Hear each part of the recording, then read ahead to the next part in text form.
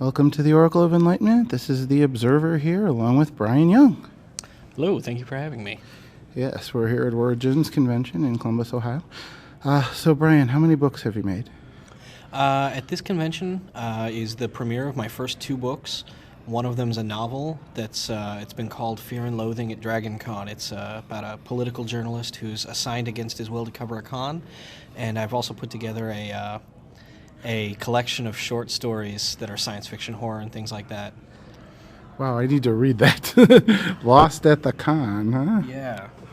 And what's the other one called? It's called Man Against the Future, and it's 17 science fiction, fantasy, and horror thriller stories that I've written. Wow, do you have a website? I do. If you go to, you can find me either at managainstthefuture.com or lostathecon.com, and it's got all my contact information, and then people can go to Amazon or Barnes & Noble and download samples of the books and check it out. I see. So how many cons do you usually do a year? As an author, I think this is my second one. As press, I've been to Dragon Con, I've been to all the Star Wars celebrations, I've been to 10 of the last 11 Comic-Cons, and the last 4 or so as press, and I've been to a lot of cons. And I love going to cons. That's great. What got you into writing? What got me into writing? It was a really good teacher in the 8th grade. I was in love with journalism, and so like a lot of my stuff, a lot of the writing I do, I've got a weekly column in Salt Lake City, and one of their alt-weeklies just about geeky stuff, and a lot of it's more journalism-centric, and that started in 8th grade also when I started on my school paper. And I had a great creative writing teacher who really kind of, even though none of the other teachers seemed to like what I was writing, she kind of got it and really encouraged me. And I still have coffee with her now and again. She's amazing.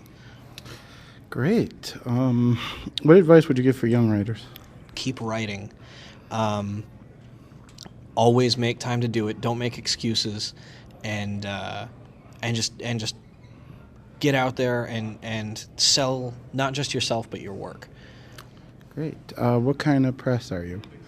I cover politics and comic books for Huffington Post, Yeah. and I'm the editor-in-chief of a website called Big Shiny Robot, and we do like geek news and reviews and stuff.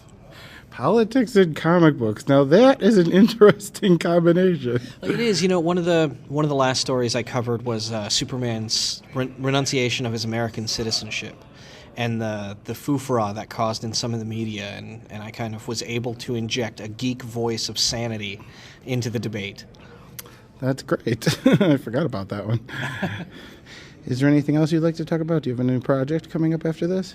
After this, I'm going to be doing conventions through the year. I've got another book coming out in the fall, and it was actually the first book I'd written, but hadn't come out. And then I've got another book I'm working on that should come out in spring. Very good. All right, well, thank you very much for being on the show. Thank you for having me.